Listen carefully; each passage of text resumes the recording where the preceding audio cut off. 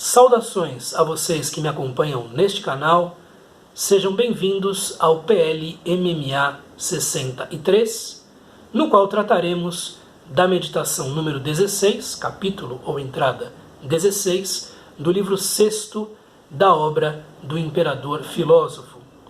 A tradução de referência das meditações de Marco Aurélio é a de Dona Virgínia de Castro e Almeida, que está em domínio público. E como sempre, você poderá acompanhar a leitura que será feita nos próximos minutos por meio da transcrição do trecho que fazemos na descrição do vídeo. Então vejamos o que Marco Aurélio tinha a dizer de si para si neste ponto da obra que hoje conhecemos pelo título Meditações. 16. Não é coisa digna de apreço transpirar como as plantas, nem respirar como os animais domésticos ou bravos, nem ser impressionado pelo aspecto das coisas ou arrastado pelos instintos, nem viver em sociedade, nem alimentar-se, porque tudo isso é equivalente à excreção dos alimentos. O que haverá, pois, digno de apreço? Provocar palmas? Não. E por conseguinte, nada valem também as aclamações, porque as aclamações da multidão são apenas um ruído de vozes, como as palmas um bater de mãos. Fica, portanto, a gloriula posta de parte. O que resta então digno de apreço? No meu entender, a adaptação da conduta à consciência, fazermos disso o nosso objetivo único e tendermos para fim igual ao dos estudos e artes. Com efeito, qualquer arte tende a adaptar cada coisa à obra para a qual é destinada. Assim procedem o jardineiro, o vinhateiro, o domador de cavalos, o que adestra cães. E a educação e instrução das crianças visam ao mesmo fim. Eis aí o que é digno de apreço, e, se o conseguires, não farás caso do resto. Não deixarás, no entanto, de ter em apreço muitas outras coisas? Então nunca serás livre nem autônomo, nem dominarás as tuas paixões. Porque, fatalmente, serás acometido pela inveja, ciúme, desconfiança contra aqueles que podem arrebatar-te essas coisas, e atacarás os possuidores do que ambicionas. Numa palavra, quem tem necessidade de uma dessas coisas, perde a tranquilidade da alma e muitas vezes murmura contra os deuses. Pelo contrário, respeitando e estimando o teu próprio pensamento, conservar-te-ás em paz contigo mesmo, a vida dos outros homens será fácil junto de ti e perfeito o teu acordo com os deuses, isto é, louvá-los-ás pelo quinhão que te deram e pelo destino que te decretaram. Uma meditação mais longa de Marco Aurélio, por isso a tratamos neste vídeo em separado, e novamente nós vemos aqui a descrição física dos processos aos quais a matéria está submetida, com o objetivo de desnudar a realidade, de mostrar o que as coisas são na sua própria substância, de mostrar o que as coisas são na sua própria fonte, por assim dizer, levando o indivíduo, o procopton, aquele que tem o objetivo de progredir na direção da sabedoria, tal e qual a concebiam os estoicos, a entender o verdadeiro valor dessas coisas, a entender que o que vale mesmo é o bem moral, é a areté, é a excelência, e o valor que podem ter essas outras coisas é meramente circunstancial, instrumental, relativo. E aqui nós vemos de maneira bastante clara que esse exercício de descrição física das coisas, e portanto algo submetido a uma das dimensões ou partes da filosofia estoica, a física, tem por objetivo mostrar ao indivíduo o que ele pode desejar da realidade e o que ele deve desejar da realidade para obter a ausência de paixões. Se ele vier a desejar essas coisas exteriores, se ele vier a confundi-las com o bem, ele se dará muito mal. Ele será dominado pelas paixões, ele não terá controle sobre si mesmo, será uma espécie de autômato. Vejamos aqui as coisas mais de perto. Nesta primeira sentença ou frase há um erro de interpretação por parte de Dona Virgínia de Castro Almeida, que já será explicado. Não é coisa digna de apreço, digna de ser valorizada. Por quem? Pelo indivíduo que está instruído na filosofia. Transpirar como as plantas. O fato de que nós façamos troca de gases e troca de umidade por meio dos nossos poros é algo que compartilhamos com as plantas. Não é apanágio do ser humano, não é privilégio do ser humano. Está presente em vários seres vivos. Portanto, o objetivo da vida humana não pode estar aí. Nem respirar como os animais domésticos ou bravos, selvagens. O fato de que respiramos também não é característico do ser humano. O telos, a finalidade da vida humana, não podem estar inscritos nessa respiração, nesse processo.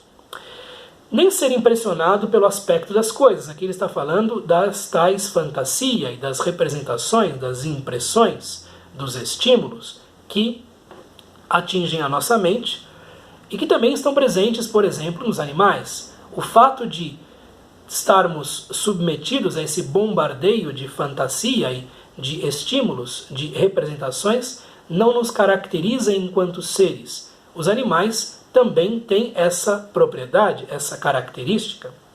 Ou arrastado pelos instintos.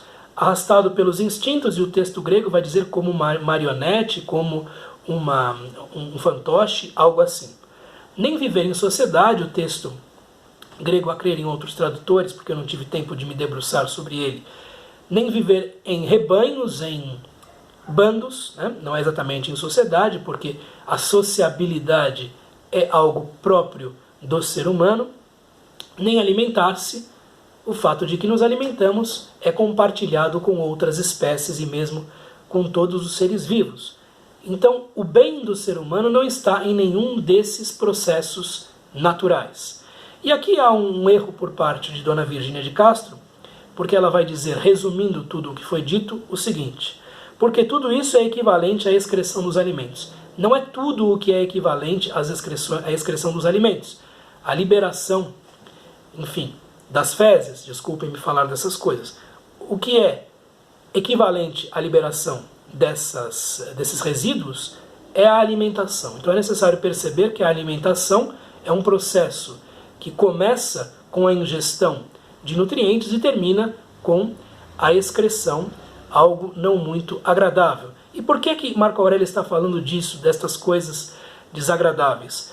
Para que nós percebamos justamente que o objetivo da nutrição é fazer o nosso corpo funcionar bem e não ser levado pelos gostos, pelos prazeres que o paladar pode proporcionar. Então aqui a ideia de que a alimentação deve nutrir o ser humano está presente. Nenhum desses processos caracteriza a vida humana na visão dos estoicos, porque são processos que nós compartilhamos com outros seres vivos. O que haverá, pois, digno de apreço? O que deve ser valorizado? Provocar palmas? Aí nós já estamos no mundo humano. Essas palmas, no entanto, não serão valorizadas pela filosofia, não serão valorizadas pelos estoicos, não. E por conseguinte, nada valem também as aclamações. Tanto o aplauso quanto a aclamação, nada são além de ruído. O aplauso é ruído de palmas, a aclamação ruído de vozes. Portanto, é necessário esvaziar do seu conteúdo semântico os elogios, as lisonjas, as aclamações e perceber que isso é uma murmuração, um ruído, nada além disso. Porque as aclamações da multidão, em especial da multidão, essa aclamação massificada, anônima, são apenas um ruído de vozes, como as palmas, um bater de mãos. Não está o bem aí, não é algo digno de apreço. Fica, portanto, a gloríola, a pequena glória, a pequena fama posta de parte. O que resta então digno de apreço? Marco Aurélio continua a perguntar-se a si próprio. No meu entender, ponto de vista subjetivo, particular, a adaptação da conduta, do nosso comportamento, à consciência. A consciência pode se nutrir dos bons princípios, pode se nutrir daquilo que a filosofia tem a oferecer de melhor. No entanto, é necessário que esses princípios se concretizem enquanto conduta, o que é bastante mais difícil. Buscar a equivalência entre conduta e consciência, entre palavras e atos, é algo desafiador, mas é algo que os estoicos buscavam. Como eles diziam, facta non verba, isto é, fatos, não palavras, ou ainda acta non verba, isto é, atos, não palavras. O que importa é fazer os princípios transparecerem na prática. Fazemos disso o nosso objetivo, essa equivalência, e tendermos para fim igual ao dos estudos e artes. E aqui é interessante, os estudos e as artes têm uma parte teórica e uma parte prática. Da mesma maneira, a educação filosófica, tal como proposta pelo estoicismo, tem de ter uma parte teórica e uma aplicação. Pôr em prática aquilo que se aprende era necessário. Por isso aqui se está fazendo esta comparação com os estudos, as artes, as habilidades humanas. Arte é techné. Por isso que a filosofia, tal como Sócrates a concebia, era muitas vezes comparada a técnicas, a habilidades, muitas vezes habilidades manuais, habilidades mais simples, como a doma de cavalos, como o ofício de ferreiro, porque para Sócrates era necessário transformar a filosofia numa prática. Esse era um dos objetivos para os quais ele via que a filosofia deveria tender. E os estoicos tomam isso de Sócrates e veem na prática algo fundamental. Como dizia Epicteto em alguns pontos das suas diatribes, das suas aulas, quando você quer saber que alguém progrediu fisicamente, você tem de ver como é que estão os músculos dessas pessoas e não os halteres que essas pessoas usam. Os halteres fazem os músculos crescerem, se desenvolverem. Se uma pessoa mostrar os halteres, ela está evidentemente escamoteando alguma coisa. Da mesma maneira, não importa o que está nos livros propriamente. Isso é algo de segundo plano. O que importa é se isso que está nos livros está sendo posto em prática ou não, se está enriquecendo a sua vida ou não, se está modificando a sua maneira de ver a existência ou não. Os livros são como os halteres, neste caso. O que importa é a mudança interior que se manifesta em atitude, que se manifesta em conduta. Como existe a teoria e a prática dos estudos e das artes, esta comparação é possível aqui com a filosofia e com o regime filosófico, melhor dizendo, que Marco Aurélio está impondo a si mesmo, algo que ele aprendeu com os estoicos e que na sua vida enquanto imperador também se aplicava.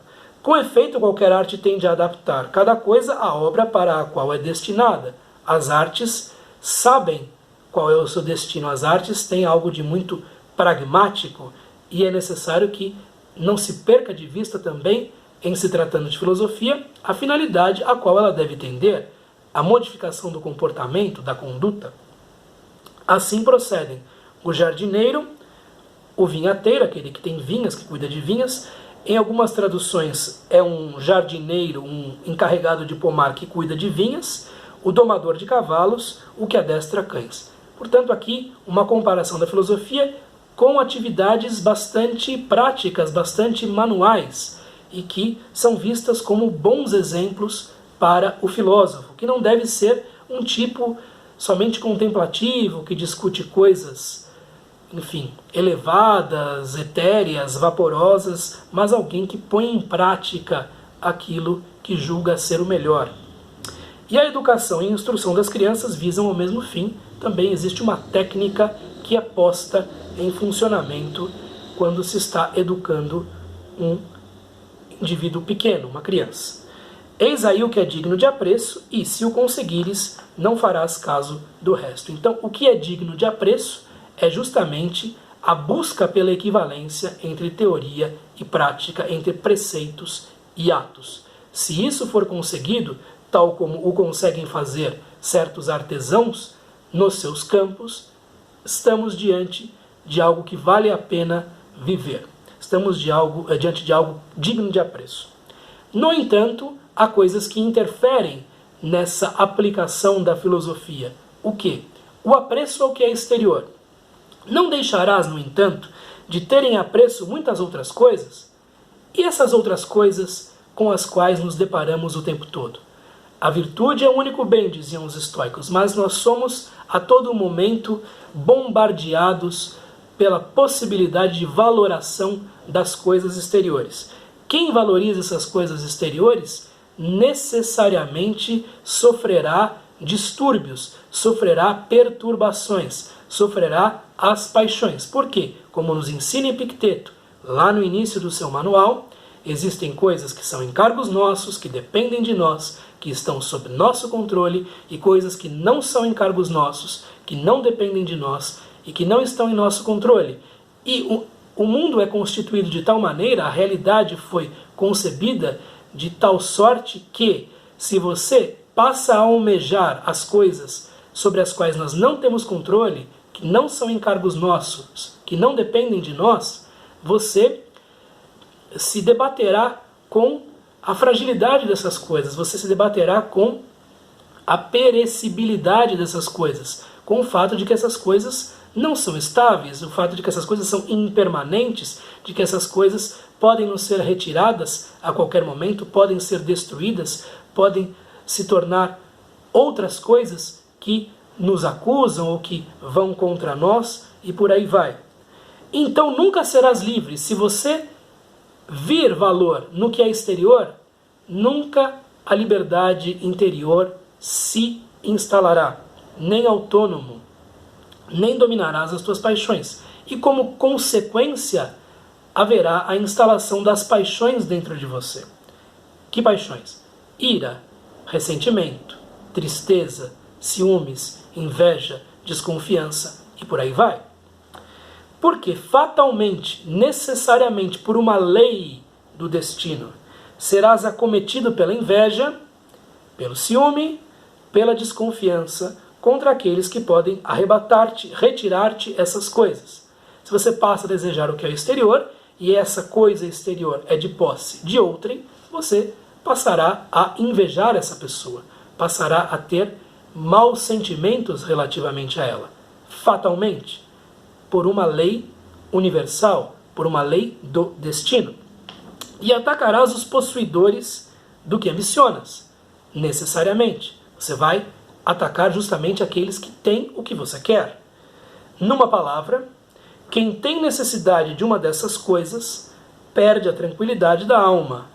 Eu almejo determinada posição, mas há uma pessoa que ocupa essa posição.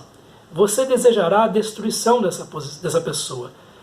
Às vezes até mesmo a destruição dessa posição se você não conseguir chegar lá. Né? Isso não quer dizer que você não deva trabalhar pelo seu desenvolvimento pessoal, claro que sim, você pode trabalhar para ser merecedor dessa posição, mas veja que consegui-la ou não é algo que muitas vezes não está em seu poder, não está na sua alçada, não é encargo seu. Quem tem necessidade de uma dessas coisas perde a tranquilidade da alma, perde a paciência, perde a serenidade, e muitas vezes murmura contra os deuses, murmura contra a ordem das coisas. Como as coisas são injustas, como o mundo é cruel, eu não tenho aquilo que eu quero, eu não tenho aquilo que eu ambiciono. Mas de acordo com os estoicos, não há crueldade nenhuma no mundo, você é que está olhando para a coisa errada, você deve olhar para os bens interiores que você pode garantir de si para si a todo momento. Pelo contrário, se você agir da outra maneira, a maneira como os estoicos preconizam, respeitando e estimando o teu próprio pensamento e toda a tua realidade interior, podemos complementar, conservar-te-ás em paz contigo mesmo. A vida dos outros homens será fácil junto de ti e perfeito o teu acordo com os deuses. Então, quais são os prêmios por uma tranquilidade interior ou pela busca pela tranquilidade interior, né? A vida dos homens será fácil junto de ti, a convivência será mais fácil do que é hoje, e perfeito será o seu acordo com os deuses, isto é, o seu acordo com o destino, com aquilo que te é destinado, que te coube na repartição universal dos supostos bens. Isto é, louvá-los-ás, os deuses, pelo quinhão, pelo lote, pelo pedaço, né, que te deram, e pelo destino que te decretaram. E aí você poderá ter uma relação de gratidão com aquilo que tem, de merecimento por aquilo que tem, né? De ver que aquilo que você tem é algo transitório, passageiro, porém de que você pode usufruir por enquanto os deuses assim o quiserem, enquanto o destino assim o determinar. Então você verá que a posse dessas coisas é algo transitório e que desejar, muitas vezes, manter a posse dessas coisas por mais tempo do que, digamos assim, o destino é capaz de manter, é uma receita para o desastre. Então, aqui mais uma vez nós vemos Marco Aurélio partindo da física estoica, buscando a receita para uma vida mais tranquila, mais serena, uma vida em que tudo está no seu devido lugar, e justamente o estudo que faziam da constituição da realidade tinha por objetivo ter um efeito psicológico sobre aquele que buscava a sabedoria. Não era um estudo pelo estudo, um estudo pelo simples prazer de saber, e sim algo que buscava, na interpretação dessa realidade, as chaves para uma vida melhor. Assim era a física estoica, e assim nós vemos Marco Aurélio desenvolvendo sua meditação neste ponto do seu diário. Muito bem, eis o que eu tinha a lhes dizer por este vídeo. Um abraço, até nosso próximo encontro. Tchau!